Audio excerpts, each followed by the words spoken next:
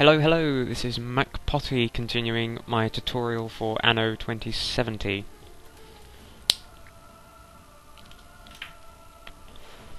We covered quite a lot of the basics. There's only a few things left, so let's get started and continue. What did we cover in the last one? I think the last one that was covered was politics and tips. Yeah. One thing I forgot to mention, that items bought from the Ark, or someone else's Ark, uses licenses, and goods use credits. That's what licenses are for. Okay, I can't bloody remember where we left off. Right. Okay, now I remember. Yeah, we built the extra chip factory to get more communicators, so that's going to work, that's fine. Right, the next stage to get level 3 population is information. So just get the road ready.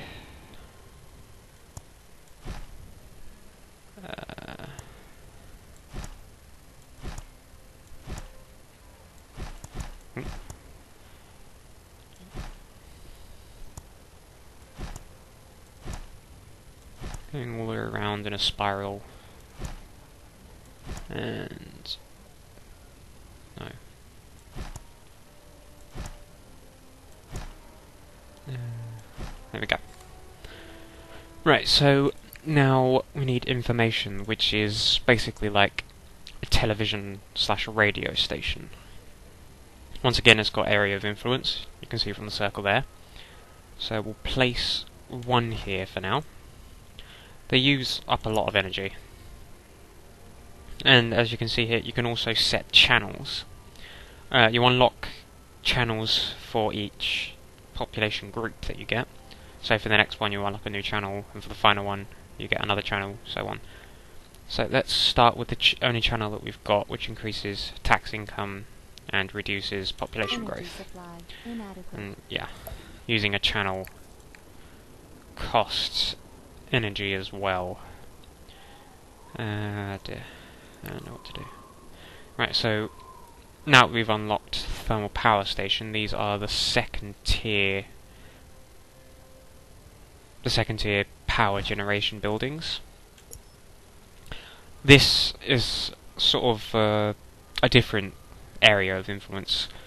This building and certain other ones that use the same principle are more effective when they're in range of certain other buildings. In this case it's houses.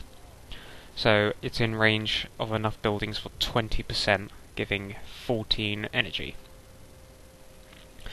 Now, you could build loads of houses around it, but I like to keep my spiral format, so I'm just going to leave it like that.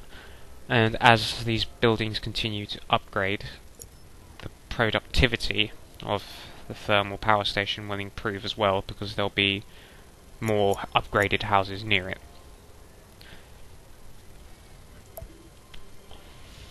So we build one on the other side as well, so it reaches all the buildings, and build another power station, which I don't have enough tools for. There we go, now I've got tools for it. Right, there we go. Really long on tools, I better build some extra ones. Right, I need more iron ore, because iron ore mines very slowly. Right. Let's see if we can order some just to speed this up. Order received. Still 5,000, good. To be of help. Order them. got a bit of a cold right now, so that's probably why I sound a bit weird, a bit flat.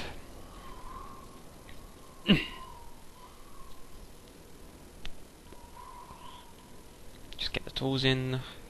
Here they come. Delivery of order. There's my tools. Give me the tools. There we go.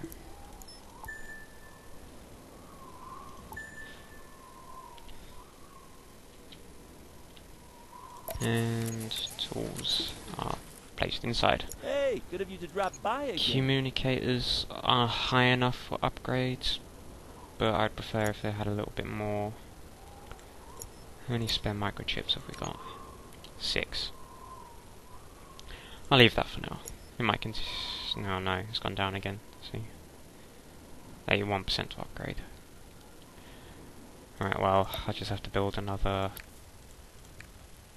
electronics factory. Put that there. Okay. So, let's build another iron mine. Double our iron that we get. There we go. And finally build another smelter. And another tool workshop. Registering energy shortage. Negative environmental influences reduce fertility.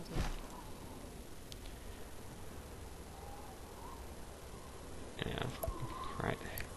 So another weather station to counter the bad fertility. And I can go up there. There we go. Eco balance. Values rising. Right. Do you think we can So, make this world an even better these place? guys are now happy to upgrade. So we push the tax slider down, and they'll upgrade to population class 3.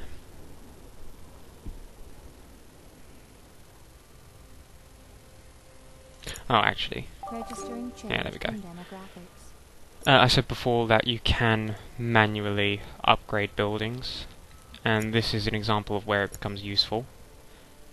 So if we upgrade these buildings within range here, the productivity of the power station will There's improve. nowhere in the world. So as upgrade beautiful all as these here. ones that are close.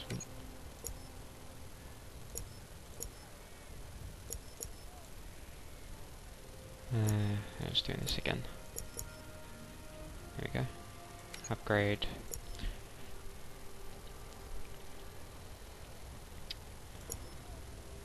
Yeah, there we go. It's already 30%.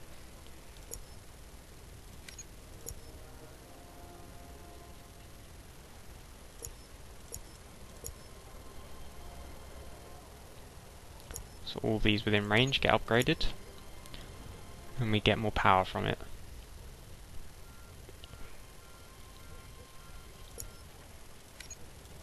And there we go, that's all of them in range. And now for the other one. Let's just see what it is. It's 30%. As these fill up, it should possibly go up to 40%. And this place is the best example of that.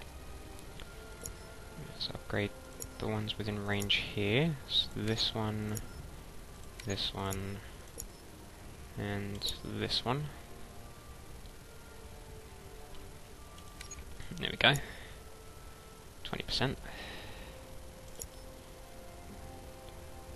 It's by how many residents there are within range, not how many houses. So as they fill up, the productivity will increase. Data loaded. Oh, there we go. Information pertaining to the current This scene. Ready. is S.A.A.T, which are the techs. That little event shows that you can unlock them. To unlock them, you go to your arc, get the little symbol here. Welcome. My name is Professor Dr. Salman Devi. I am the Tech buildings He just now explains who they available. are and that they're Data offering transfer into their the technologies. construction menu can be initialized. Costs at the 10,000 to unlock them. I've got 50,000, so just go for it. end. Access to There we go. tech buildings now. Now, if I go into buildings, Firmware ready. I've unlocked the Transferring techs tab. command protocol. These are all tech buildings. So there we go, I've got access to all their buildings now. The same happens with Tycoon. Eventually, Rufus Thorne, which is this guy, Global Trust. will offer the same, and it's the same principle. You just pay for the blueprints and that's it. You've got access to all their stuff as well. We start with Eco though. Right, now that we've got tier 3 population, there's a lot more we can do. We can continue upgrading depots and warehouse to maximum. Maximum is level 3. which improves storage and gives us more transport units.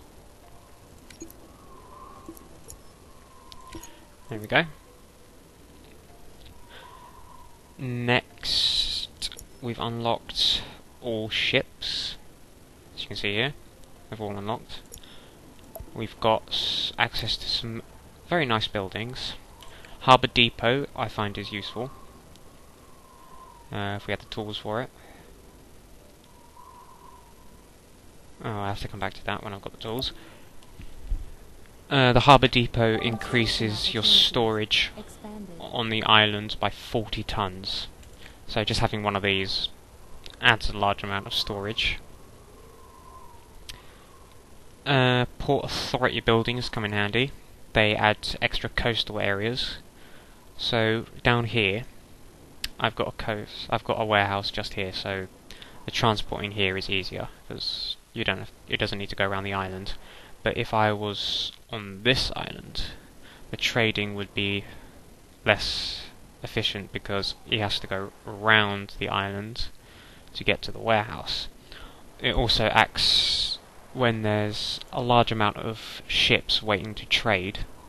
It acts as a secondary warehouse where you can split the queue in two. That will make trading easier, and I've unlocked more buildings. There we go. Next is the highway, which are better than roads. They're more expensive. It doesn't seem like much, but it's triple the cost. Triple? No, quadruple the cost. But it's pretty worth it.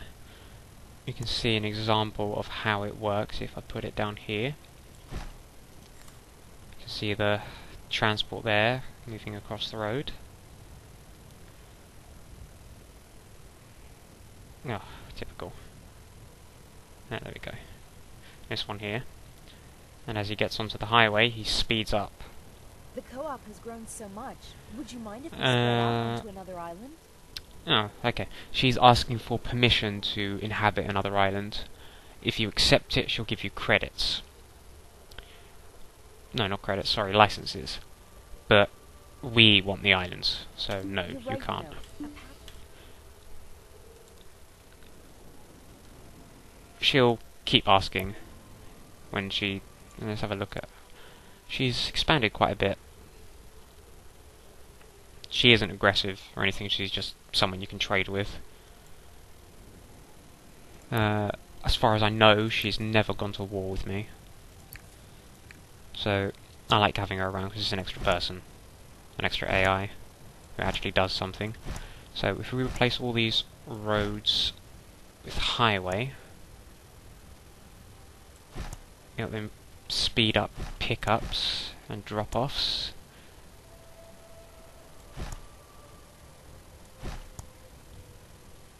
There we go.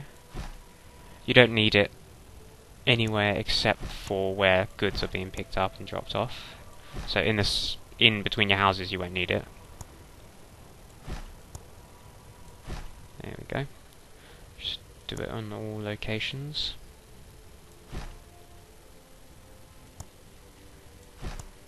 And when you replace all roads with it, you can see that it takes quite a big chunk of your credits due to the quadruple cost. But at this point you've got money to spare, so it's no problem.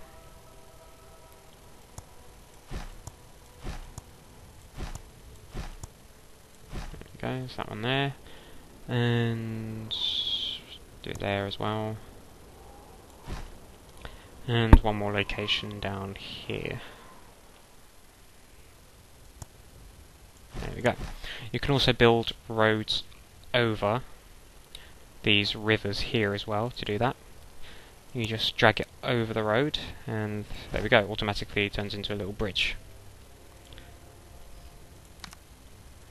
And then to get rid of that, you just do that. Simple. So that's useful if I wanted to get supplies from this sandbank here. I can just do it across the river rather than going round the river.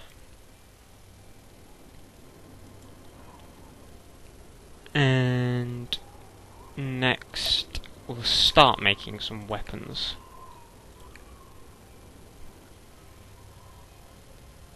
So if we place this here, it uses refined iron to make weapons. Since I'm mostly making tools with it, with the iron, whatever iron's left over will be used to make weapons. Game save. Which I find works when you're not being aggressive and going to war with everyone. You just get a slow supply of weapons to help build units. They're also nice items to trade, as they're worth quite a bit. Speaking of which, I can go into how you trade with someone. There's two ways. There's manually and automatic. So let's say we're going to trade some fish. We go to a person who we want to trade it with. Who's closest? You are down here. So we go down here.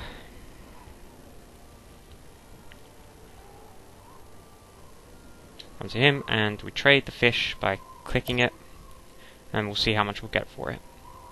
So 10 tons of fish, we get 50 credits. Excuse me if I sound a little... Like that.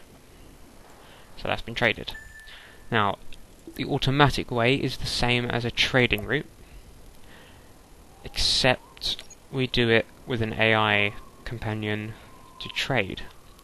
So if we do the same as we've done before, select the two that will be included in the trade, we load fish and unload fish. Shows you how much you'll be getting, 240. What's being traded, you add the ship, and that's done. This is more useful with supplies that you don't normally use.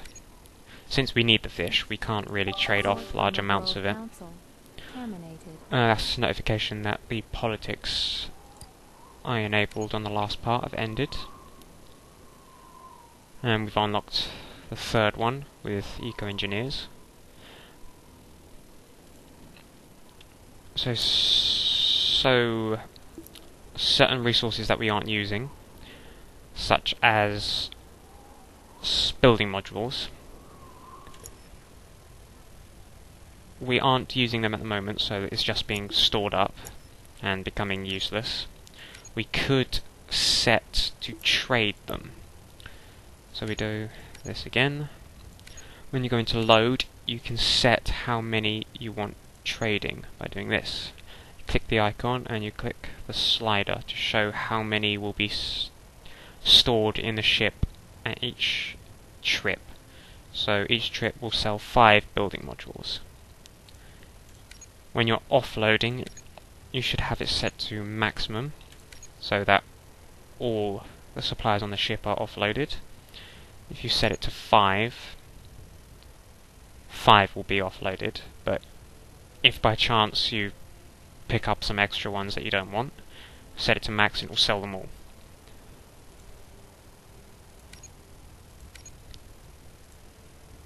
And here we go. I'll just leave that open.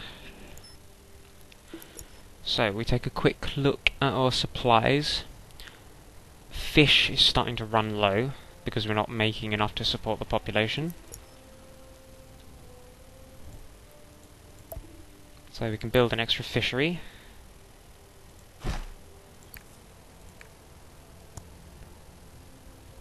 Now we'll keep fish high. Also running low on tea. So again, we make another tea plantation.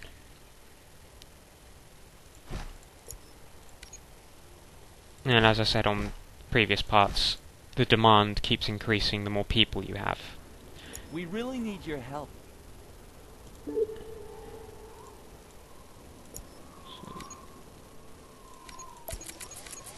We've got a lot of communicators now as well. Proud of yourself. I am anyway. It's an exploration quest. For this you need a certain amount of supplies to explore marked maps. So there's 2 islands here that need exploration, and 5 communicators for each, so we need 10 communicators to complete it. Okay. So he goes off to explore. That's automatic once he's in range.